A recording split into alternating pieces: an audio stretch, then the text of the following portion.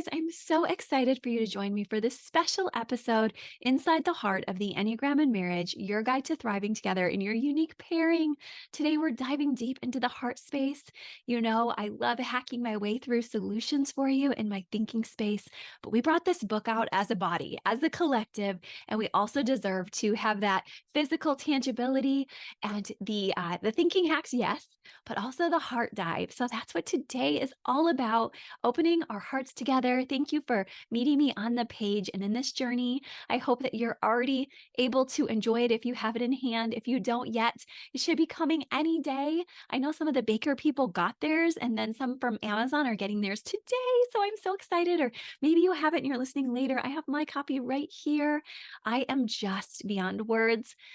But thankfully, I do have some left. But you get my point. I'm in the heart space with you and all the connecting as well. So we're going to walk through the pages together today, chapter by chapter, briefly, very briefly, and also just, give you some encouragement for what you'll find, as well as even a bit of the heart stories within the pages that were vulnerable to share. I already had one friend say, "Oh my gosh, Krista, I had no idea." And I'm like, yeah, my family was there, but you don't see those things because thinking types don't share that. We have a lot of 7, 8, 6, we're always thinking, what will happen if I share this or that? In the 5 space, of course, wanting the privacy. So it was really beautiful to have somebody to help me dig deep. And that's exactly why I picked Stephanie Duncan Smith. And I was so grateful she picked me, because you have to have both ways. If you're going to work with somebody on a project, you can't force yourself on anybody, and you have to be humble. And so I'm so grateful that I got to work with somebody. It's a privilege to do our work, right? We know a lot of people would like to be doing their personality work or their deep dives with us. And yet they're just like, I'm at the bottom rung of Maslow's hierarchy of needs, and I don't have that capacity to do that. But if you're listening here, at least to some degree, here's a good reminder. We do have some choices out there. So we also want to remember that what will be, as we do our best on our side to try to connect well and to try to have meaningful relationships. So that's the first and foremost heart behind this book. And I'm so grateful for all who have partnered here. I had my fun Gilmore Girls season track going for all the 100 or so launch team members who were sharing books. And I put a little track together of my actual launch team of 42 sharing their books. And it was such a delight. But thank you if you were on that team, or the 100 who are sharing, or the beyond 100 who are listening. Know that I am playing that internal Gilmore Girls fall track for you, where she's like, la, la, la. Okay, that is not the best rendition. I will have to belt it out. You don't want that, trust me. But you get the point. That song is beautiful, and it gets us into our heart space to be able to just say, like, connection. And that's why I love that show, because the mom and the daughter connect on a heart level amidst all the heartache of love. And so that's what we do here together too, is amidst the heartache that love can bring, sometimes we connect with people that feel safe and that care about us and that want what's good and right for us. And that's that mind, body, heart. So in the book, The Enneagram and Marriage, I wanted to bring that to you because I was doing my work and learning that, this was a great tool for refining those nuances together. I knew that we needed the emotionally focused therapy work when I was doing my graduate school, and that's why I specialized in EFT. But to dig into feelings is part of it all too, and the body work. So we do that here together on the page. But to get to the heart space, I opened you guys up with a story about when I was not willing to connect in my heart space. And even our heart types out there, I want to remind you, have trouble with this because they're too busy reading the feelings of others. But right away, I'm just going to read some headings and start you off with my passage that I really meant every word of when I share this here, who this book is dedicated to. This is dedicated to the brave souls out there who faithfully rise each day to share their beautiful gifts amid the shadows. Your courage is my muse, and it is my honor to walk alongside you here. Not going to get emotional. However, that makes me a little bit emotional. So yay, we're just going to play through this, but because I don't want to cry through the whole episode. But that courage that my couples have shared with me over the years.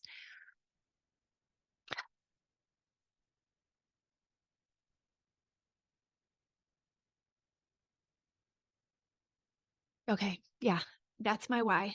So every step I take, I'm looking to you guys, knowing you're doing the same thing. It really matters. So, okay. I'm probably gonna take out half of that pause that I just had before to try to pull it together here, but, um, that really is it. That could be this whole episode to say, like, it matters to me that you're trying out there because it makes the world so much more beautiful. And so I shared some of my vulnerable stories, not that many because, I'm a 7, I'm not gonna be that vulnerable, but I did share some, and that was good for me. That was progress, and of course, I always have that backlash of knowing you're a 7, people are like, "You're a storyteller, you're gonna tell too many of your own stories." So I had to hold that intention, know that I did. Um, these are the other pieces, but know that the stories were very real. Know that I wanted to share some stories about Wes's hard stuff. And so then I had to sit with that and be like, okay, this isn't like his book and he's not here to defend, even though he was like, that's fine, you can. Um, but I did try to share some of our shadows together. And I tried to share some of our pieces so that you could see and feel like you're not alone out there doing the work. Because I know that's always the hardest for me and worst is when I read a marriage book from a couple who's like, we've arrived, or when I read a marriage book from a couple who's like, we're a complete hot mess. So, not that we don't have days like that, but I just think that as humans, we have those days. But I really did not write the book from that place. And I really wrote the book from the place of doing the work with courage with you. So you are my muse. I hope I can be yours as well because we're on this journey together. So in these pages, we have the stages of your relationship glow across time. You probably know when I say glow, I mean the way your light together shines uniquely and your shadow. Next, we have the Enneagram and levels of relationship health and marriage. So that sometimes when we're looking at ourselves, we're thinking, I'm thriving, I'm rocking this, and why aren't you? This gives us a little library to say, actually, you might be more stressed than you realize if you're running around frenetically and not stopping working in your 3 or 7 or 8 space. Or, there's hallmarks that I've gotten to see and research with so many, thank you, hundreds and thousands of people. Next, there is learning to love one another with head, heart, body, and soul. And so when we are able to really see some tangible ways to walk this out together, which I share here, to balance together, we're learning to lean on each other for teaching us these things. For me, as a head type, I need my heart types to teach me that. They need me to help them to critically think. And we all need our body types to help us to move, to get going, to bring justice. So we're balancing that with soul care because that's part of everything we do. And you don't have to share my Christian faith to walk through these pages at all. I tried to make it amenable for everybody, but I also want you to know there is a sense of releasing some of this to God. Now, fighting for your survival is my favorite chapter. I get to talk about my grandma.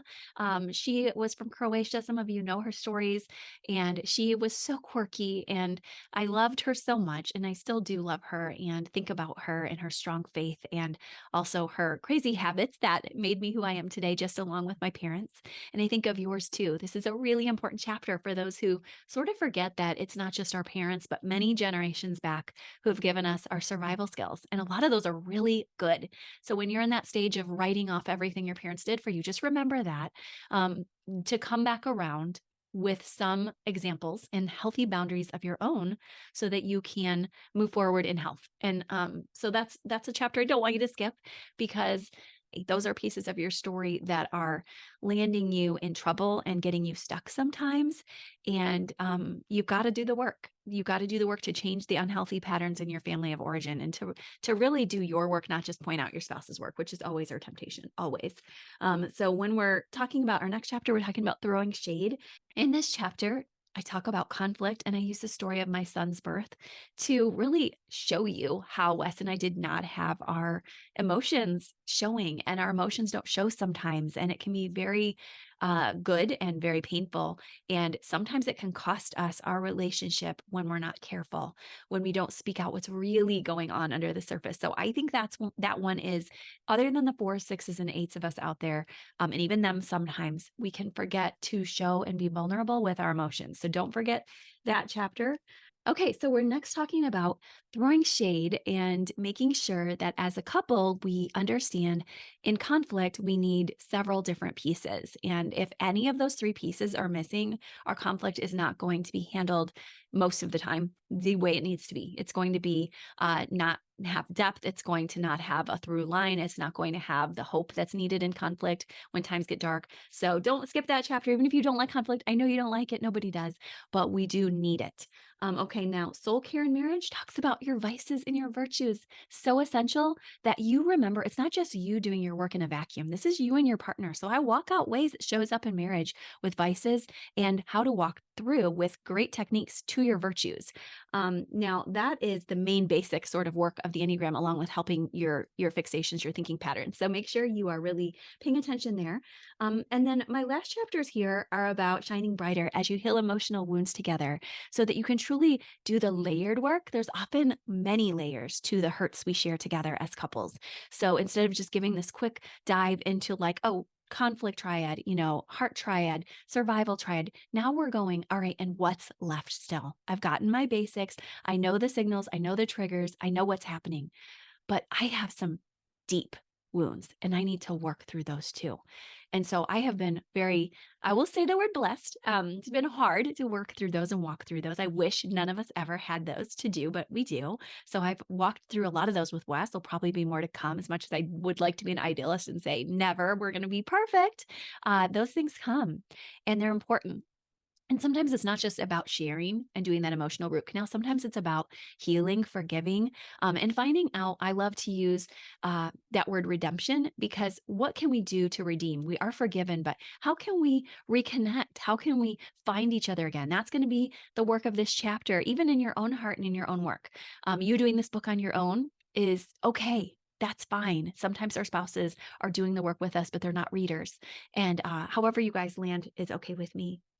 Okay, but also now we go to this afterglow, this lighting the path for the journey ahead. We look at how can we keep our relationship window of tolerance open so that we can thrive together for the long haul? What will it take to reuptake us on a daily basis? And what is the best long-term growth mindset so that we're not stuck into this Maslowian hierarchy of ideology only versus the practical, hard, gritty love that cares about each other even through the very roughest of days. Other than that, I have what some people maybe bought the book for, and that is the Glow Pairing Dictionary, varying hues in each of the 45 pairings. So I go through a mini treatment plan for every single one of the pairings, whether you're a 5-9, a 3-7, wherever you're at. It's important that you know that there's hope and a way out of the shadows and the throwing shade into your 2.0, into your afterglow. But I also understand those early stages and I walk you through those too and the ways you shine and heal each other. So I know that after you've immersed in the work, you come out brighter on the other side.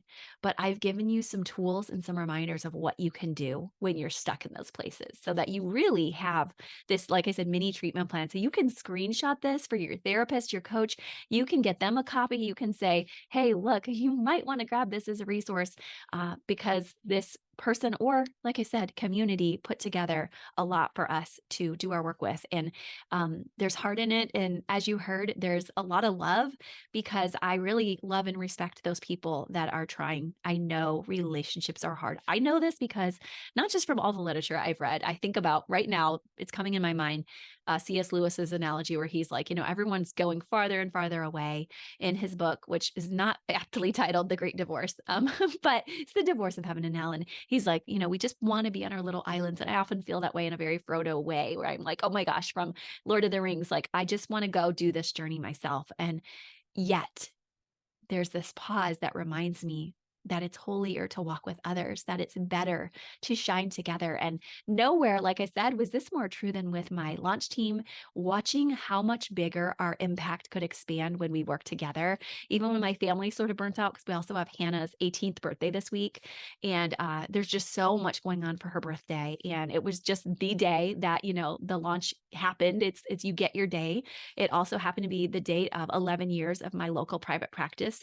So I want to make sure that, I'm loving on my local team that, and they're just supporting this book right now. They're not like needing anything. We had a meeting a couple weeks ago, but they're such angels. And Hannah is needing something. She's crossing into adulthood at 18. But even when I was just praying like, okay, God, like here's a lot on my plate this week. We're going to be taking her and 4 friends plus Jack's inviting a friend to go hiking this weekend. That's what she wanted to do up in Georgia.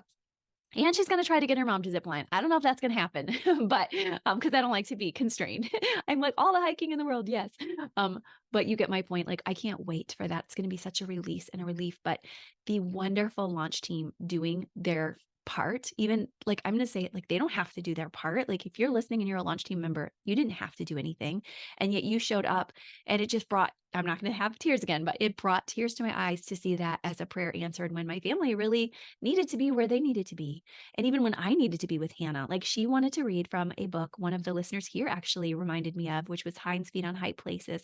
And she finished it in her 18th birthday and she wanted to serve us communion and just really have a wonderful slow breakfast. And, she's a four and she wanted to then go to church and then go to Cheesecake Factory. And she doesn't know it, but I have a very special gift for her after church. And that's very sentimental. And so it's like, I really want to make sure that they're cared for and that they're focused on even in this big time. And yet I just felt like such love from this community. And I just wanted to stop and say that for another internal story. The stories are real, it's ongoing, and there's been deep breaths there. And I've had to share a bit emotionally as well as no. Girl, you're a seven. Ask for help outside of your little family. And that's been very hard and humbling and good for me because guess what? It turns out other people, and so do I, we feel blessed when we share together. So it's a good reminder for us to reach out and to ask and to be there for each other. But my biggest heart for you today is find your stories within the pages of this book. Take your time with it. Don't feel like I'm rushing you through. I am going to say leave your reviews before the trolls come if you can on Amazon, Goodreads. Please share it around if you know anybody who needs relationship tools or this holiday for book gifts. Um, I'm just grateful. So I want to make sure that I don't rush ahead, that I stay with it, that I share from the heart space so that this is a project that was built with love. So, anyway, thank you so much for this time together. You guys mean the world to me, as does my family. And I am so grateful for our fun launch Zoom party we have tonight. And my local friends are having one for me tomorrow night. And I'm just enjoying this space with all of you and my family too. Okay, lots of love. Bye bye.